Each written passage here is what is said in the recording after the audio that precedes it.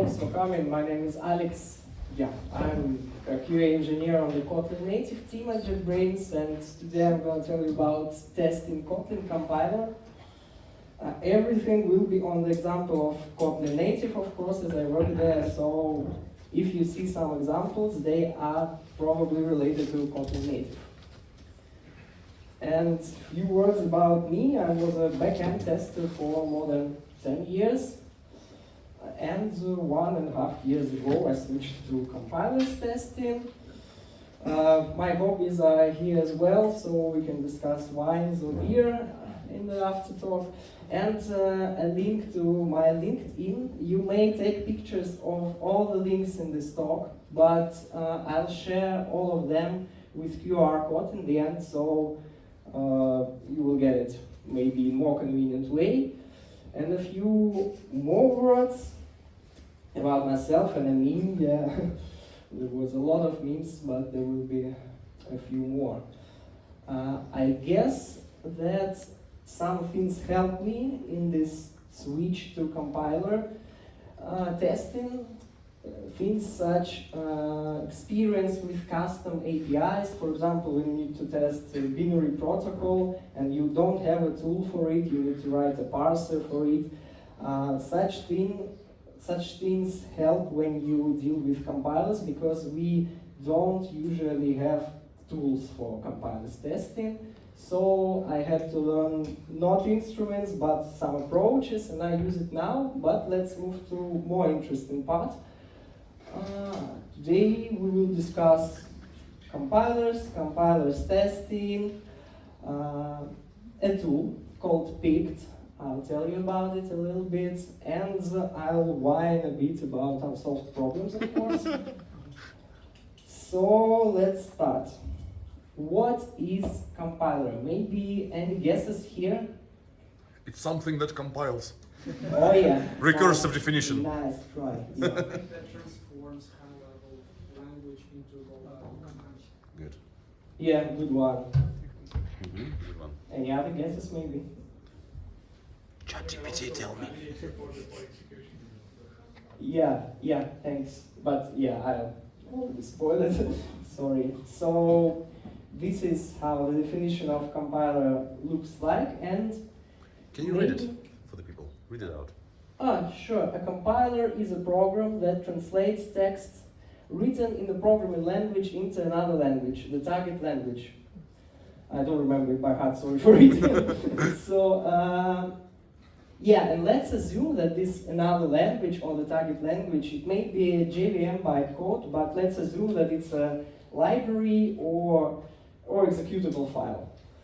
But if we take a look closer, we can distinguish some terms here. Program text, another language. And we can figure out that they are related to testing.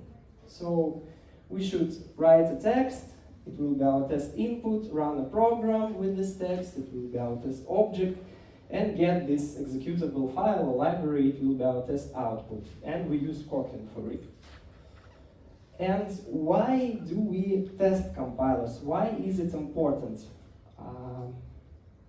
First of all, it's used by developers. Our users are not ordinary users, like not web application users. Our users are developers, and unfortunately they are able to write their own bugs. And if compiler adds its own bugs to the developers' bugs, it's a mess. They want to rely on it. Developers want to be sure that if they print a string, the compiler will compile an executable that will print this string. It won't crash, for example, or it won't print another string. And if compilers do that, it will lead to reputational risks for me as a QA engineer, for my colleagues, for the developers of this compiler, and for JetBrains as a company, and it's proved by memes. So I just googled some random compiler bugs related memes, and we can see that compiler bugs are the most unlikely thing to happen. It's either my bug or their bug, but compiler bug is something unbelievable. except for feature, yeah, it's the most unbelievable thing. And just 2 more minutes.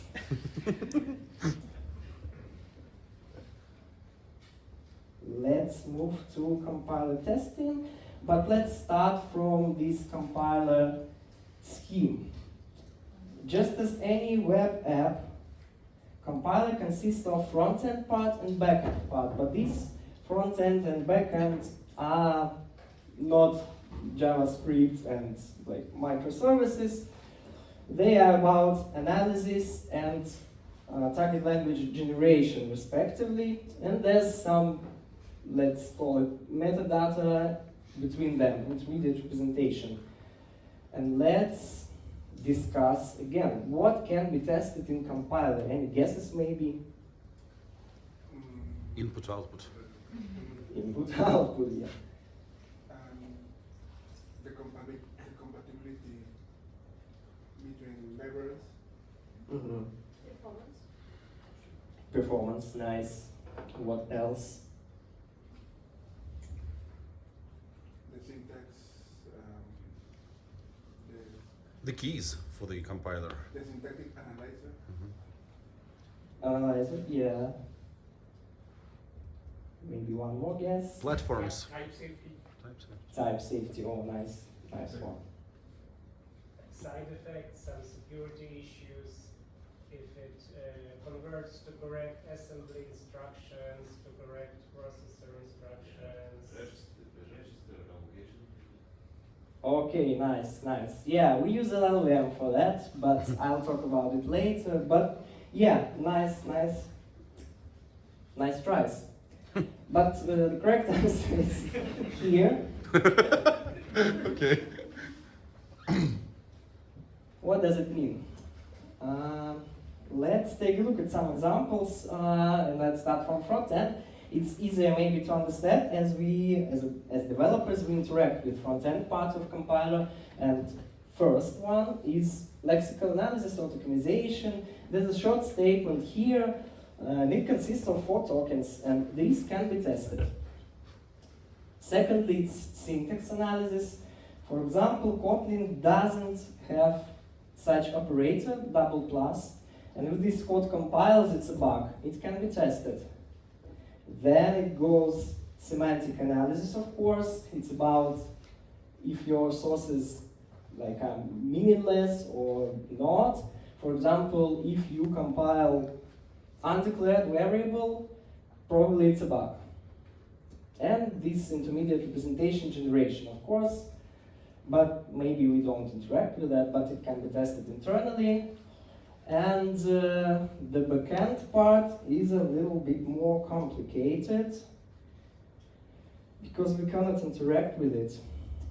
It's responsible for a lot of things, handling dependencies. Should I read them? Maybe or not. So lowering the sugaring optimization, debug information generation that we use while debugging our programs, translation to LLVM intermediate representation, and LLVM is something like a huge framework for compilers, and Kotlin native is LLVM based.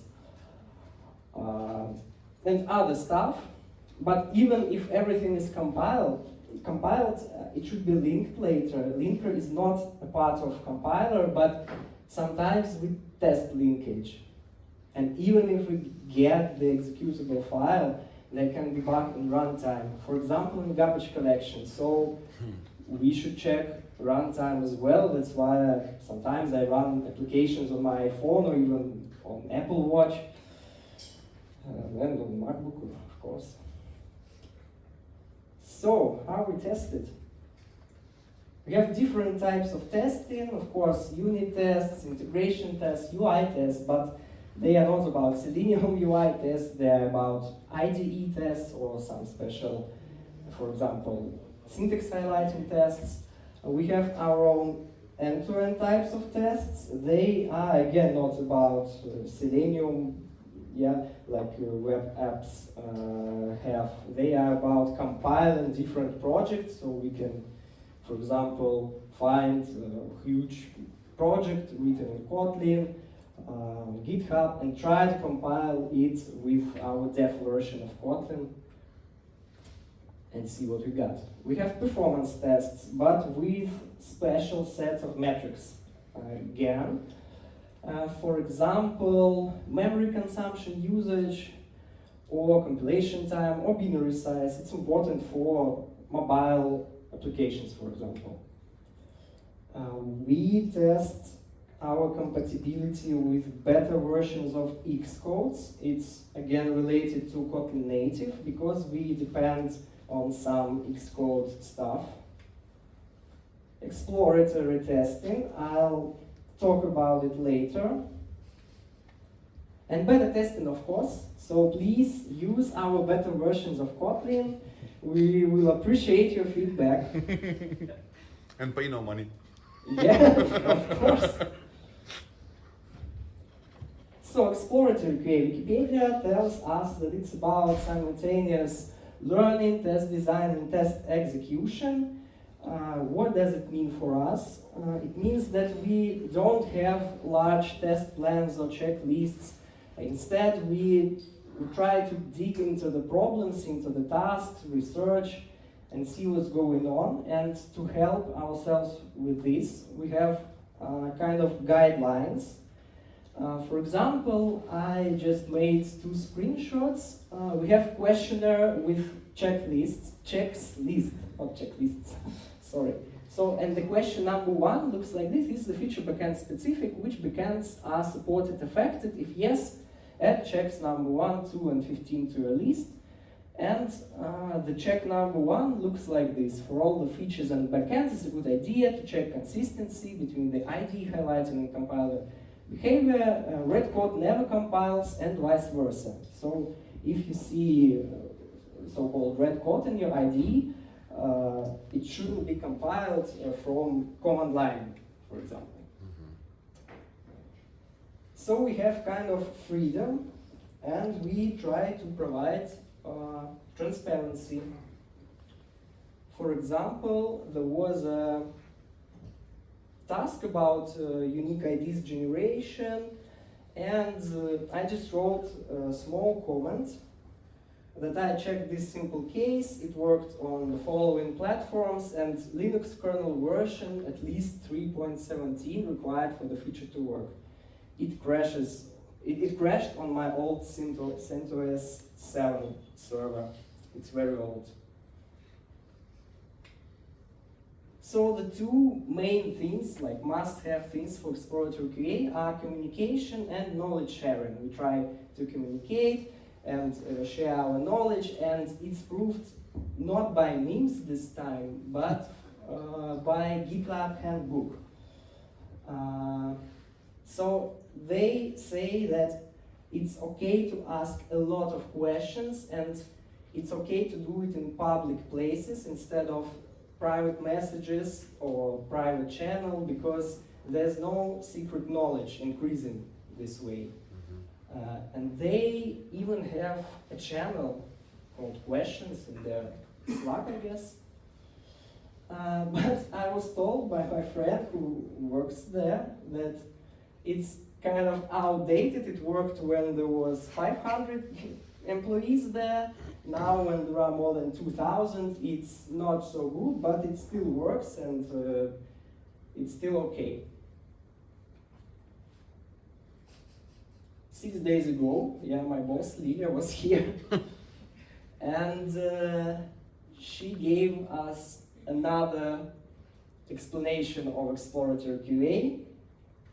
So we are the team of experts exploring the field, verifying the features, writing some tests, working with user project, those end-to-end tests, and providing quality advocacy. Thanks for this slide, I just copy-pasted it. Maybe we can go deeper, or maybe I can answer one question just to take a short break. Only one. Everyone's shy. Oh, yeah. Okay, I will give you stickers. Aha! But he was the first. Yeah, thank you. Will you, Sasha, repeat the question then, okay? Yeah, sure. Yeah. Yeah, the question is, let's say you wrote the compiler compiler can go wrong in a huge, diverse set of ways, right? But you want your tests, especially your automated tests, you want the minimum number of tests that gives you the maximum amount of confidence. So how are you going to reduce your test set so that they are efficient? Oh yeah, that's a good question. The question was that we have a lot of things that can go wrong, and how we create our minimum required test set, right? Yeah, pretty much. Yeah, I'll tell about it, but yeah, it's the problem. That's why we have exploratory QA, for example. We have a lot of tests, and we are in process of identifying this minimum required test set, and we have some successes, some not successes. I'll tell about it, so yeah. I don't have to answer right now. maybe I will answer with the next slides. So a bit more about automated testing. What are our automated tests? They're different. They can be unit tests, classic, or maybe tests that generate some small programs that are compiled later. And for example, I found these tests in Kotlin, and I think none of you have these such tests in your projects, because you don't want to test addition method and plus operator. Why? 1 plus 1 is 2. But we, as compiler, we should test even these things. So 40 plus 2 is 42. For us, for developers or QA engineers, tests look like Gradle tasks. For example, this is the real Gradle tasks. I copy-pasted it from TeamCity. I highlighted the most interesting options. We have a lot of options, and it's our problems. That's why we have a lot of tests. Task name, native compiler test, and Kotlin native related options. For example, garbage collector type was concurrent mark and sweep in this case, custom allocator, other stuff, target iOS simulator, and our version of Kotlin, some dev version. These tasks are combined into TeamCity composite builds. For example, this is a part of our build. They contain like tens of configurations. And this one contains, for example, a configuration for Apple targets, some iOS, I guess, later, Linux targets, different targets parameters. For example, garbage collectors are different. So yeah, a lot of tests. And that's our problem. Yeah, problems we face. A lot of tests, a lot of compiler flags, too many test configurations, and too many tests inside each configuration. So these Gradle tasks, they run thousands of tests. And we have unclear coverage,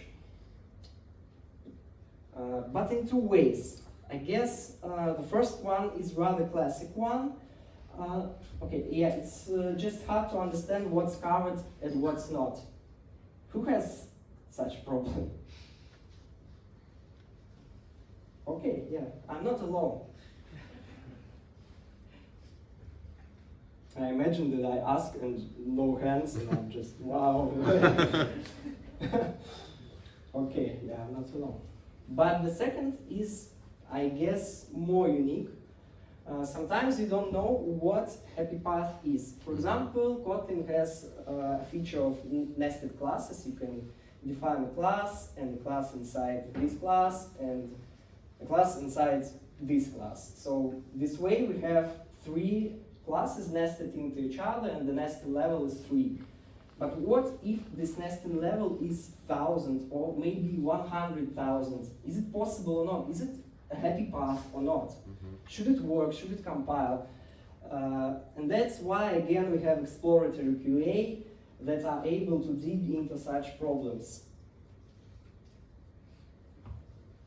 So, 2 problems, yeah. Too many tests, unclear coverage. I I hope I'm not alone, again, who has such problems. And we try to deal with these problems. Firstly, we have different aggregate test configurations. For example, we have so-called pre-commit tests. They are run for every merge request. Then we have nightly tests, a larger set of tests, weekly. Maybe you think that it's even larger, but actually it's not larger than nightly, but it has some specific configurations. I mentioned our Xcode compatibility tests. Release team has their own aggregate tests, so it helps us a little bit. Then we use tags for our tests, so we can filter some tests. It helps us too, but again, I think it's rather classic approach. And a few months ago, we decided to optimize our test sets. We thought that as we have a lot of compiler flags, it would be nice to implement pairwise testing. And we thought that it would that we would have less tests and we would have more clarified test coverage. And if we somehow generate this pairwise testing test case matrix, maybe we will lack some must-have configurations, some important configurations. So we just decided to discuss them and to add them on top of this matrix. But how to generate this matrix, how to implement pairwise testing, and picked time. Picked is a tool from our colleagues from Microsoft. It means pairwise independent combinatorial testing.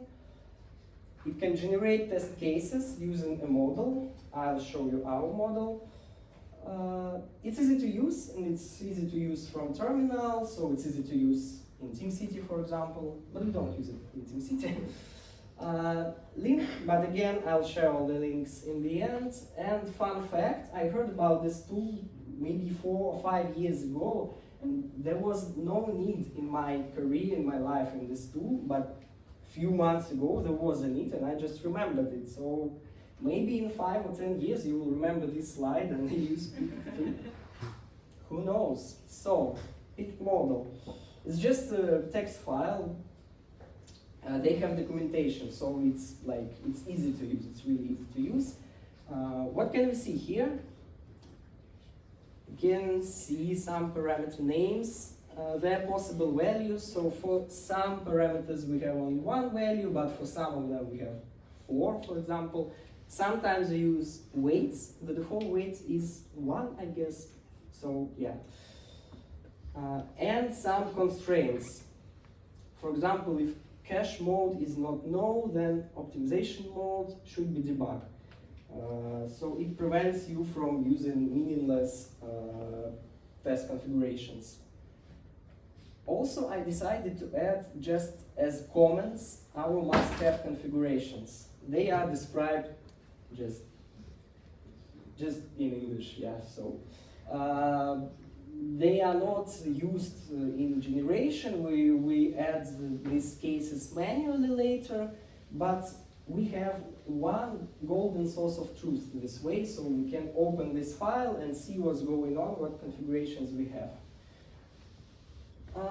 Usage, I think it's not interesting. Maybe it's the most boring slide in my presentation. Just some Unix features. It's the output redirection and head, but yeah, it's not convenient to see this step-separated table like in terminal. That's why I used our perfect IntelliJ IDE with its tab-separated table feature, and these are our test cases generated by picked tool.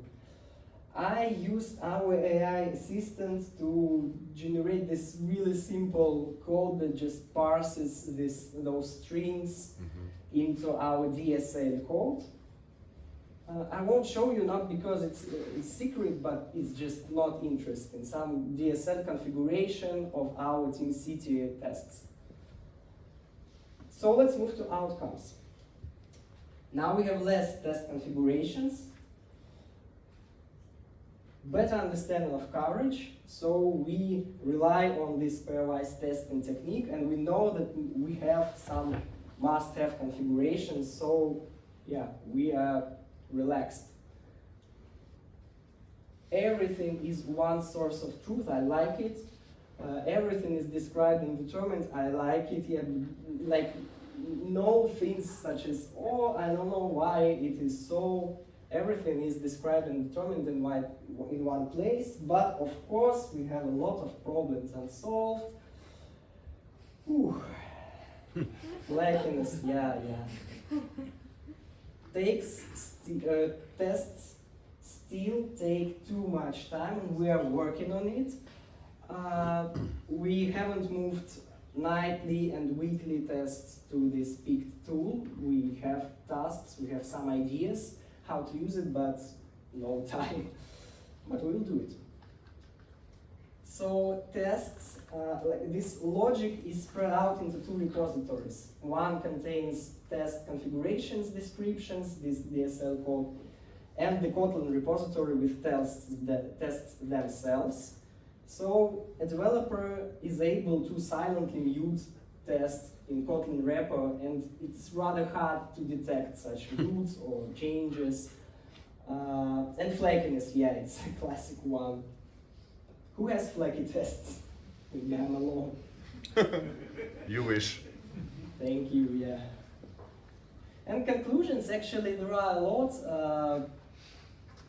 I'm not sure if they're interested or not, but yeah, compilers must be reliable, they have front end and back end, a lot of tasks that require exploratory QA. Picked is easy to use, it's a nice tool, but if you use a nice tool, try to do it consciously, try to do it with some process around this tool, try to do it like with documentation updates, with one source of truth and other stuff, and a little bit more conclusions. We have the same problems in different and specific fields of QA. Yeah, we also have problem with a lot of tests and flakiness and coverage clarity. Ask questions in public places, don't be shy, try to contribute to documentation, and maybe, yeah, I'll repeat it, you cannot apply all new knowledge right away, so you won't use Pict tomorrow, or even, I don't know, in December, but maybe in 5 years you will again remember these slides and use Pict and implement it, and I promised you a QR code. I checked it, it should work. It contains some links to the slides, to our open positions, to our, I don't know, to my Medium articles. Yeah, I wrote an article about compiler testing. I hope it's good. It was good, yes. Maybe, yeah, if you like to read, maybe you enjoy it more than like listening to some stuff. So thank you, that's it. Questions? Questions, Yeah, yes. okay. Questions. Just shout, folks, it's gonna be easier.